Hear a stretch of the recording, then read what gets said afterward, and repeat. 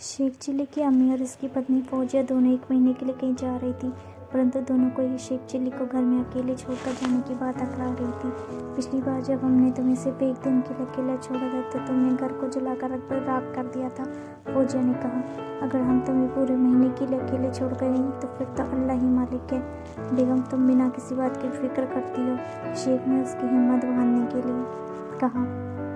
मैं अपनी और घर की देखभाल करने के लिए पूरी तरह से सक्षम हूँ, परंतु तुम्हारी तसल्ली के लिए मैं तुम्हें बताना चाहता हूँ कि तुम्हारी गैर मौजूदगी में मैं अपने पुराने दोस्त और चचेरे भाई इरफान भाई से मिलने जाऊँगा। ठीक है, शेख बीबी की बीवी को अब कुछ शांति मिली। हमारे आने के 1 दिन बाद तुम भी वापस आ जाना। शेख चिल्लो का चचेरा भाई इरफान पास के गाँव में अपनी पत्नी और 2 बच्चों के साथ रहता था। उसकी एक छोटी सी कपड़े की दुकान थी। इरफान ने बचपन में शेख और उसकी मम्मी के साथ काफ़ी दिन गुजारे थे। उन गर्दिश के हालातों में भी जब उनकी माली हालत बहुत ख़राब थी, उन्होंने इरफान का हमेशा बहुत ख्याल रखा था। जब शेखर अचानक से इरफान के घर पहुंचा तो इरफान को बहुत खुशी हुई। इरफान को अपने ऊपर लदी तमाम एहसानों को चुकाने का ये अच्छा मौका नजर आया। शेख का पहला हफ्ता बड़े आराम से बीता, परंतु जब उसने जाने का कोई नाम नहीं लिया तो इरफान की पत्नी कुछ गुस्सा होगी। तुम्हारा भाई यहाँ और कितने दिन रहेगा? उसने अपने पति से पूछा। उसकी मर्जी, इरफान ने जवाब दिया। तुम क्यों फिक्र कर रही हो? वो पूरा दिन दुकान में मेरे साथ गुजारता है, फिर शाम को आकर रोज तुम्हारी और बच्चों की कुछ मदद कर देता है। वह सब ठीक है, बीवी ने रुखाई से कहा। पर देखो खाता कितना ज़्यादा है, उससे हमारा खर्च कितना अधिक बढ़ गया है। मेरे ऊपर इस परिवार का बहुत बड़ा कर्ज है और इस थोड़े से खर्च की मुझे कोई परवाह नहीं। इरफान से कहा। देखो बेगम, कुछ दिन थोड़ा कम खाने और एक मेहमान को खिलाने से तुम्हारा कुछ खास बिगड़ेगा नहीं। उसकी मोटी बीवी गुस्से में रोने लगी। तुमसे बात करने से क्या फ़ायदा? उससे नाक बिचकाते हुए कहा। मुझे ही इसके बारे में कुछ सोचना होगा।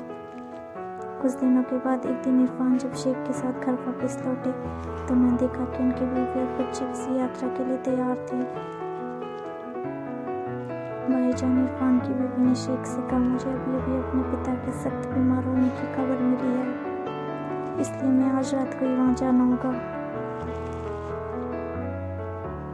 अल्लाह जल्दी आपके पिता को ठीक करे भाभी जी, शेख ने कहा।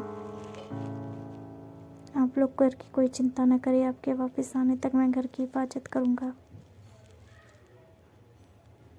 पर भाईजान, इरफान की बीवी ने विरोध प्रकट करते हुए कहा, आप यहाँ रहेंगे कैसे? घर में तो कुछ खाने को नहीं है। कह रही थी इसी में क्या वापस अपने घर लौट जाएं? तो मैं कल सुबह चला जाऊंगा, शेख ने कहा। मेरे घर में ताला पड़ा है, मुझे कल किसी दोस्त के घर जाना है। यह बात मैं आज रात को तय कर लूँगा। अगले दिन सुबह घर छोड़ने से पहले शेख ने घर की थोड़ी सफाई करने की सोची। बच्चों के पलंग के गद्दे नीचे उसे एक छोटी चाबी दिखी और रसोई की अलमारी की चाबी थी। इरफान की बीवी ने इसे यहाँ छिपा कर रखा था। अलमारी में कई दिनों के लिए आटा और दाल रखा था। शेख ने सोचा कि अभी अम्मी और फौजिया के आने से पहले मुझे घर जाने की कोई जरूरत ही नहीं है। ये सोचकर शेख अपने लिए खाना बनाने लगा। इसी बीच जब इरफान को पता चला कि उसकी बीवी पिता की बीमारी कहानी एकदम मनगढ़ंत थी तो वो अपनी बीवी पर बौखला उठा। 2 दिन बाद इरफान का पूरा परिवार जब घर लौटा तो शेख ने बड़ी गर्मजोशी से उनका स्वागत किया। कुछ दिन और बीत गए।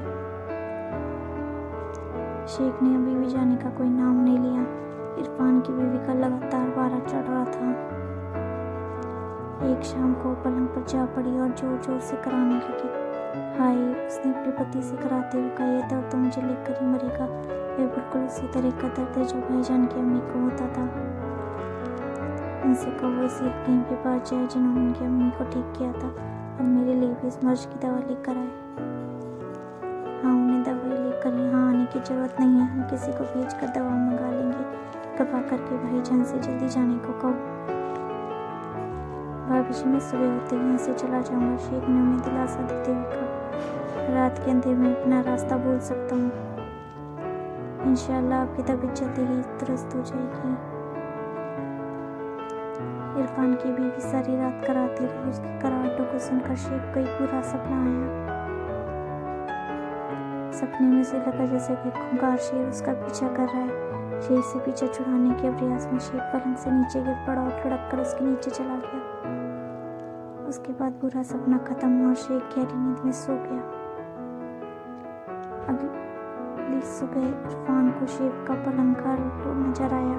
बेगम तो वो पहले से ही जा चुका है। इरफान ने अपनी बीवी से कहा। बीवी अपने पलंग से कूद कर दौड़ती हुई आई। मैं सच में बीमार नहीं थी, उसने हंसते हुए अपने पति से कहा, और मैं भी सच में भी गया नहीं हूँ, शेख चिल्ली ने पलंग के नीचे से निकलते हुए कहा। और वैसे भी अब भाभी जी की तबीयत ठीक हो गई है। दोस्तों, अगर आपको ये शेख चिल्ली की मज़ेदार कहानी अच्छी लगी हो तो चैनल को लाइक और सब्सक्राइब कीजिएगा, ताकि इस तरह की और interesting stories time to time मिलती रहे। Thank you so much for watching. Thank you once again. Keep watching, keep subscribe, keep follow for more.